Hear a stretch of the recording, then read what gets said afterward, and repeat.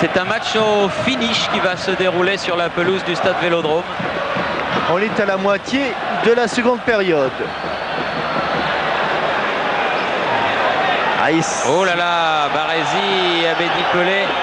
Il avait manqué son contrôle, Jean-Pierre Papin, un peu long. Waddle qui peut bousculer encore. On reviendra à la fin. Beaucoup de nervosité. On appelle ça la squadra primavera. Et Papin sur le côté gauche, prise avec Tassotti. Et Vanni qui revient. Dimeco. Contré. La touche sera pour les Blancs. Et bonne sortie. Et allez, Jamais de la vie, mais jamais il de la vie. Il regarde pas, de toute façon il tourne le dos. Alors il peut pas voir s'il fait les fautes parce qu'il revient en courant vers le centre du terrain. On va peut-être Fournier face à Baresi avec Maldini qui revient. Ah, il va s'enfermer, là ça va être très dur.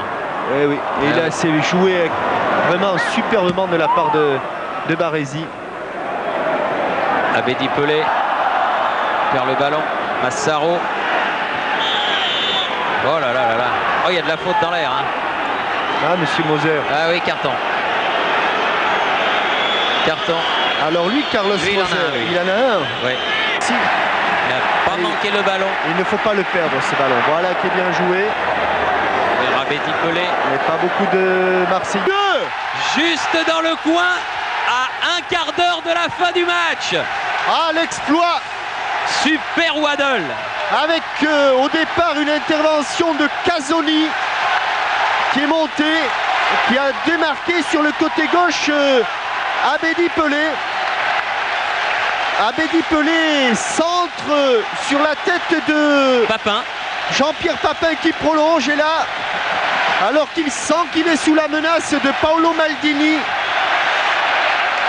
Waddle, le gaucher, le pur gaucher, tente et réussit une reprise de volée superbe dans le petit filet de Sebastiano Rossi. C'est au millimètre que ça a été joué. Ça, c'est un but que l'on va voir, que l'on va revoir. Il reste un quart d'heure à jouer. Marseille mène 1-0. Extraordinaire. Ça a été joué au millimètre parce que Sebastiano Rossi s'était bien détendu et vraiment le ballon lui est passé vraiment au bout de la dernière phalange. Mais malgré ses 1m94, malgré ses bras, malgré ses mains, Sebastiano Rossi a été battu par la précision, la force et la promptitude. Oh là là, oh là là. Ah oui. Amoros, Germain, Fournier. Hors-jeu. Hors-jeu, dommage. Ouais. Pas obligé de heurter Papin au passage. Non, du gardien. surtout que Papin était resté immobile. Baresi et Vanni. Ils sont trois. Massaro. Ah oui, les ententes. Gullit, Massaro. Et hors-jeu de toute façon. Ah, c'est un beau but. Hein. C'est un but superbe, oui. Superbe, un grand but. Et dans la construction également. Parce que je me souviens que quand Abedi Pelé avait le ballon sur le côté gauche, vous avez dit il n'y a pas beaucoup de solutions. Et il a réussi à la trouver, la seule qu'il avait. C'était l'exploit quand même, hein, Thierry, parce que cette volée, en plus, Chris Waddle sait se servir de ses deux pieds, mais on doit avouer qu'il est plus à l'aise avec son pied gauche qu'avec son pied droit. Oui. Et l'intelligence de jeu de Jean-Pierre Papin, alors que Waddle est encore une fois au sol. Bah, c'est-à-dire que le ballon était tellement haut pour Jean-Pierre Papin qu'il ne pouvait que le dévier. Contre-mené par Boli et Fournier. Encore Waddle. En tout cas, c'est vraiment... Long ballon pour la tête de Casoni. Abedi Pelé. Ah oui, c'est bien fait aussi ça. Franck, cette fois-ci, pour déjà marqué pas mal des comme ça. Il reste 12 minutes à jouer. Plus les arrêts de... Oh là là. Ah non. Oh là là. Il n'a pas enveloppé du tout. Ouais. Un petit peu de Gatorade avec du glaçon. Allez, Massaro lobé, Casoni à la retombée, Amoros, Ah, encore Waddle, exploit technique, talonnade. Amoros poursuivi par Rijkaard. Oui, sur le côté. Oh, elle n'est pas passée, dommage. Il y avait Massaro sur le chemin, il y avait Tassotti sur le chemin. Baresi devant. Daniel et Massaro, et c'est Waddle qui est obligé de défendre et qui défend bien. Ah oui. Et allez, je voudrais vous entendre. Et allez. Là, c'est un peu trop, un peu trop. Oui. Sur Evani. Déchaîné, Chris Waddle. Déchaîné. Et allez, c'est lui qui dit aux spectateurs du virage nord, allez-y, encouragez-nous. Massaro, Boli. Voilà un bon ballon de contre, il faut y aller, Laurent. Fournier. Eh oui, mais il est un petit peu fatigué. Tassotti, attention. Il est complètement cuit, le pauvre Laurent Fournier, lui qui a fait sa rentrée la semaine dernière face à Saint-Etienne. Oui.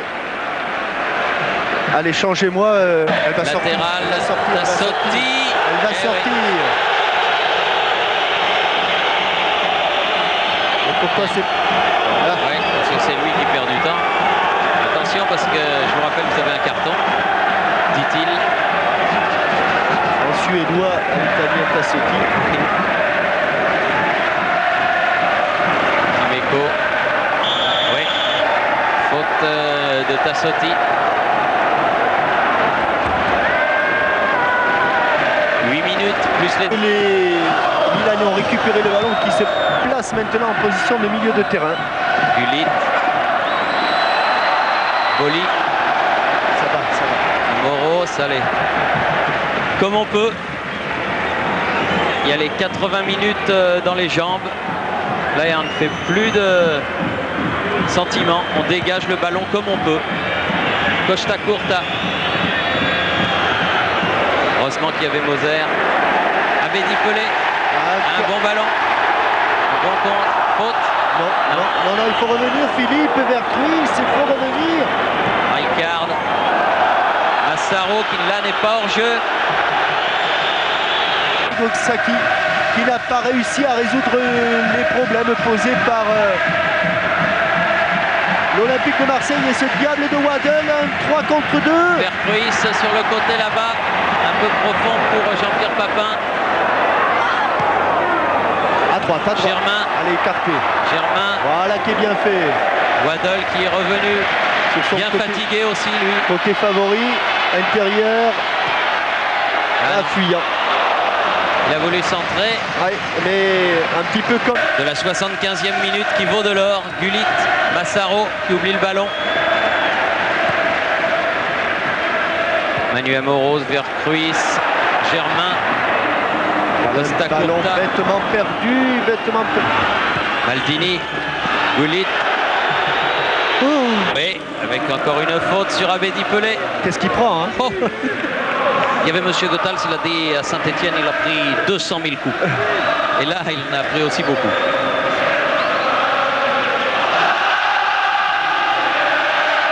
On est tout près de l'exploit. Au chronomètre à 5 minutes, je me doute qu'il y en aura un petit peu plus. Souvenez-vous de la chute et du choc entre Waddle et Paolo Maldini. Waddle toujours. Ah oui. Waddle encore. Dégagement très fort de Costa Curta. Directement. Ah, il en fait beaucoup, Paul Meta. Mais c'était sifflé, heureusement. Il avait encore amené ce ballon. Un Olympique de Marseille en passe de se qualifier pour la 2e année consécutive. Plus frais, Costa Curta. Face à Germain. Simone. Ça va changer de côté. Non, Baresi. La tête de Moser, voilà qui est bienvenu. Voilà Germain. qui est bienvenu. Allez, on ne perd pas le ballon. On ne perd pas oui. Avec une vilaine faute encore là. faute de Marco Simone. Oui, sur Jean-Pierre Papin. On est entré dans les 5 dernières minutes. Ah oui, oui. Largement, même il reste 3 minutes plus les arrêts de jeu.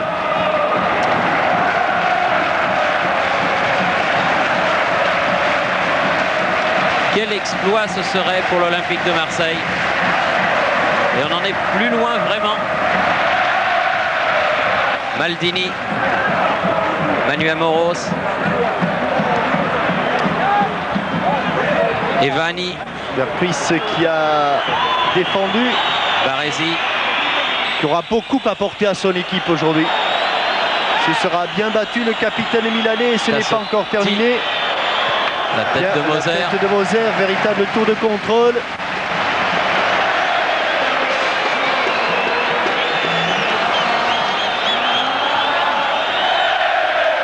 Je pense que les pulsations cardiaques sont aux alentours de 180 de moyenne dans le stade Vélodrome. Au maximum.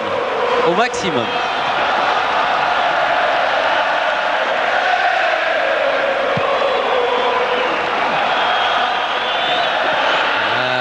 Ils auront vendu chèrement leur peau. Maldini. Allez, ça va être un long dégagement. 43 minutes. Bonne intervention de Dimeco. Superbe. Germain. Attention. Abedi Pelé. Casoni. Papin. Papin. Oh, s'il n'oublie pas Verpris. Verpris. Et but. Oh là là là là là là. Corner. Elle est détournée in extremis et passe au ras du poteau. Il a un tout petit peu trop tardé, Philippe Verpris, cette balle de 2-0. Ah, ça paraît difficile. Ouais, c'est Maldini qui lui enlève le ballon. Il enlève des pieds. Et sans doute le dernier corner, il reste 1:30 plus les arrêts de jeu. Et je vous dis pas la nuit que va passer Marseille si les choses en restent là.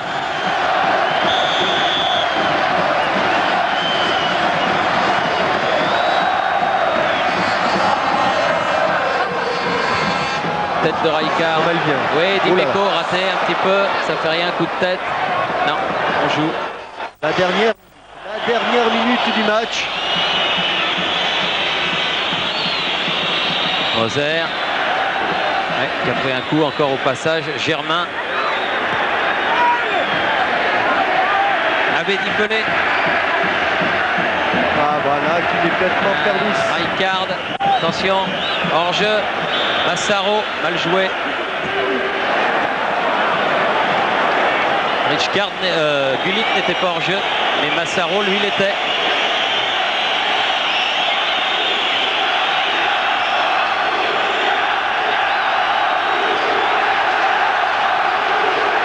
Voilà, le temps réglementaire est fini. Manu Amoros, loin devant. Et là, cette fois-ci, c'est Waddle qui est hors jeu. Non, c'est pas fini. C'est pas fini. Et les photographes qui avaient envahi le terrain en sont pour leurs frais, car l'arbitre n'a pas sifflé la fin du match. Le temps réglementaire est terminé. Tête de Moser. Il faut être à la... Il y a eu un morceau du projecteur qui se sont éteints. Waddle en contre. Waddle en contre. Waddle en contre. Waddle en contre. Ah, penalty. Non. Quel exploit de Chris Waddle. Ah là, il était devant le but. Alors, devant le but, il avait tout fait. C'est fini maintenant. Voilà, c'est fini. C'est fini. Alors qu'un pylône Oui, il a rendu l'âme. A rendu l'âme. Je sais pas lequel, mais il y en a un qui a... Il y en a un qui a rendu l'âme, ça doit être du côté de la tribune officielle. Toujours est-il que l'arbitre... c'est pas fini. C'est toujours pas fini. Non, c'est-à-dire qu'il y a visiblement un dirigeant de Milan qui est en train de rouspéter. À cause de la lumière. Exactement. Bah oui. Mais Gullit, il avait déjà enlevé son maillot. Alors il va le remettre. Et monsieur Carlson va voir le délégué. C'est une fin de match par la confusion. À suspense. Le voilà, le pylône coupable de ces incidents. Alors vous qui savez tout, Jean-Michel. Est suffisante, il peut continuer. Et ils s'en vont, ils rentrent au vestiaire. Ah, c'est pas très joli. C'est pas très joli parce que les Italiens estiment voulu. Mais ce ne sont pas eux les maîtres d'œuvre, c'est l'arbitre, c'est le délégué. Et que dit l'arbitre? De toute façon, l'arbitre peut très bien faire rentrer les équipes au vestiaire, attendre que le pylône soit à nouveau allumé et à ce moment-là faire disputer la dernière seconde ou les dernières minutes. Mais si monsieur l'arbitre avait voulu éviter tous ces petits problèmes, il aurait sifflé la fin du match. Enfin, d'autant qu'on jouait les arrêts de jeu au vestiaire. Il y a un pilier entier d'étage. Discussion entre l'arbitre. Philippe, oui, vous avez des renseignements? Oui, j'essaye d'aller sur le terrain, mais on nous sort avec le caméraman, donc ça va être très difficile d'aller jusqu'à... J'ai monsieur Durincy à côté de moi, alors Voilà. qu'est-ce qui se passe sur ce coup-là précisément?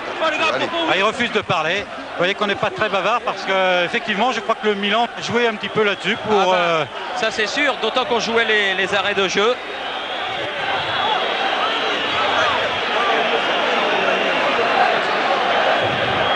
Il n'a pas la possibilité là, de réagir. Il attend que les Milanais reviennent et effectivement l'éclairage revient, Thierry. Donc je pense que les Milanais sont sur le bord de la touche, donc le match va reprendre incessamment. De toute façon, toute discussion sera close dès l'instant où le pylône éclairera à nouveau normalement. En tout cas, D'où on est placé, on ne voit pas qu'il est en train que les projecteurs sont en train de se réallumer. Vous confirmez, Philippe, que le pylône côté gauche... Alors le pylône côté gauche, si vous voulez, il y a la moitié des projecteurs qui sont remis en route. Et le problème dans va venir progressivement. Voilà, le problème Donc ça chauffe. avec ces projecteurs, c'est qu'il faut d'abord que la température baisse et qu'ensuite ils puissent réallumer. cela dit, Jean-Michel, sans vouloir faire preuve de chauvinisme, je trouve la réaction du Milan AC assez petite et ça ternit un petit peu l'image de grand club qu'avait le club italien. Et c'est vrai que monsieur Carlson aurait pu siffler la fin du match, mais pour lui, très honnêtement, sur son chronomètre, les 45 minutes n'étaient pas passées. Voilà, ça revient. Voilà, c'est celui-là. Je ne suis pas sûr que ce soit celui-là. Hein, mais enfin, peu importe. Visiblement, ça revient. Et en tout état de cause, c'est vrai que vous, téléspectateurs, vous êtes un tout petit peu troublés parce que pour vous, vous avez l'impression que c'est la même intensité de la lumière avec les caméras électroniques.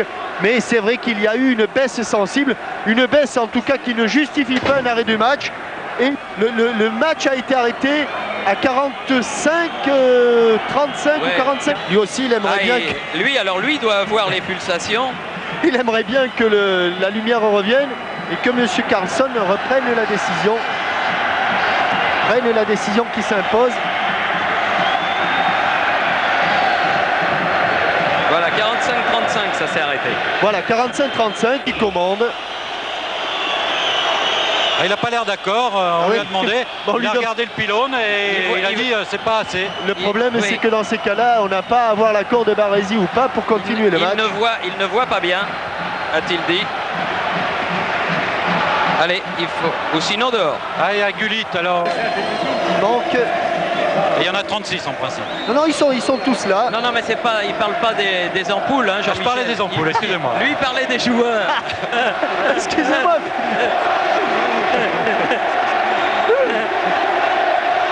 Moi, je parlais des joueurs. Oui. Non, mais ça, vous pouvez pas vous comprendre parce que Philippe, oui, sur le terrain, il parle des ampoules. Oui, cette sortie de but.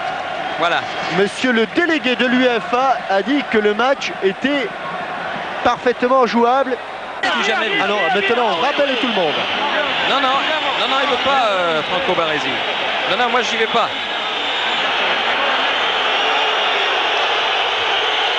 Ouais, alors qu'il y a Thierry. Ah là, ils s'en vont là. Il y a un dirigeant du Milan AC qui leur demande de sortir parce qu'il n'y a pas suffisamment de lumière. Ouais, mais là, ils se mettent hors la loi, tout simplement. Monsieur l'arbitre, lui, veut faire jouer les dernières secondes. Si le Milan AC quitte le terrain, attention aux conséquences. Oui. Ça peut aller très très loin parce que comme vous le disiez, l'UEFA ne badine pas avec les règlements. Oui. Non, ça c'est pas très beau. C'est pas très beau, c'est petit. Est-ce qu'ils mesurent vraiment le poids de leur décision, là, les Milanais? J'en suis pas sûr. Il manquerait 2 pylônes, il n'y aurait plus de lumière du tout. Oh bien, on va prolonger le plaisir ou on va prolonger le suspense. Le public est dessus, les photographes sont dessus, donc ils sont coincés. Alors on va rester jusqu'à ce que le pylône s'allume complètement. Est-ce que vos 36 ampoules gagnent du temps, le pylône? Ah oui, quelques échauffourées. Se bouscule quelque peu dans la tribune officielle et dans la tribune des Italiens, veux-je dire, et il y en a un qui a un problème avec les lunettes. Oui, qui a été évacué Manu Militari. C'était avant le match, maintenant c'est après le match. Et M. Carlson place. Il va siffler la fin. Il va poser le ballon. Il va poser le ballon là où il devrait être joué. Il est gentil, M. Carlson. Le Suédois est patient. Le Suédois est pointilleux, connaît bien le règlement et est patient. Ah, il y a Waddle qui lui parle en anglais. Il lui dit, mais M. Carlson, sifflez la fin du match. Oui, mais j'ai qu'une seule équipe. Et que le dirigeant du Milan AC vient prendre de l'Olympique de Marseille. Maldini refuse de revenir sur le terrain à cause du problème des ampoules. Tout à fait, c'est un problème d'éclairage. Là, ils veulent sortir du terrain. Et comme ils avaient fait une fois contre Belgrade, je crois, quand il y avait du brouillard ou à Milan. Et là, ils veulent absolument arrêter le match pour essayer de porter des réclamations pour faire rejouer ce match. Mais l'arbitre et le délégué veulent absolument que le match se termine parce qu'il reste 2 minutes 30 à jouer. M. Carlson vous a confirmé qu'il voulait que le match se termine maintenant et qu'il y avait suffisamment de lumière pour le faire. Alors attention, il va poser. 2 secondes, s'il vous plaît. Il reste 2 minutes 30. Philippe, il va poser le ballon. Philippe, il va poser le ballon. Philippe, il pose le ballon. Monsieur l'arbitre a posé le ballon au point décimètre. Et maintenant, l'équipe de Marseille va se mettre en place sur le terrain. Et si les Milanais ne se présentent pas, le match, ils l'auront perdu. Et ils risquent une lourde, très lourde suspension. Maintenant, c'est à eux de puiser. Voilà, le coup de sifflet de M. Carlson fait dégager le terrain avec les Marseillais, mais sans les Milanais. Voilà. Et maintenant, voilà, du calme maintenant. Mettez-vous en place, messieurs les Marseillais. Jouez. Comme il n'y a pas d'Italien pour dégager. Il place son juge de touche. Il place son juge de touche. Il siffle. C'est terminé. Voilà. Et maintenant, attention au Milan AC. C'est très grave ce que viennent de faire les joueurs de Milan AC. Très grave. Mais qu'est-ce que c'est par rapport à la victoire et à la qualification de Chris Waddle? Oui, parce que le résultat, en fait, c'est donc Olympique de Marseille 1, Milan AC 0, et c'est l'Olympique de Marseille qualifié pour les demi-finales de la Coupe d'Europe. But de Chris Waddle à la 75e minute. Un final malheureusement terni par, je dirais, le mauvais coup donné au football par le Milan AC qui a terni son image de grand club. 75e minute et pas loin de doubler la mise. À la 90e minute, oui. D'éliminer les champions d'Europe et les champions du monde au club en titre à l'issue d'un match fertile en événements et à l'issue d'un suspense tout à fait étonnant en fin de match comme on en avait. Splendid goal.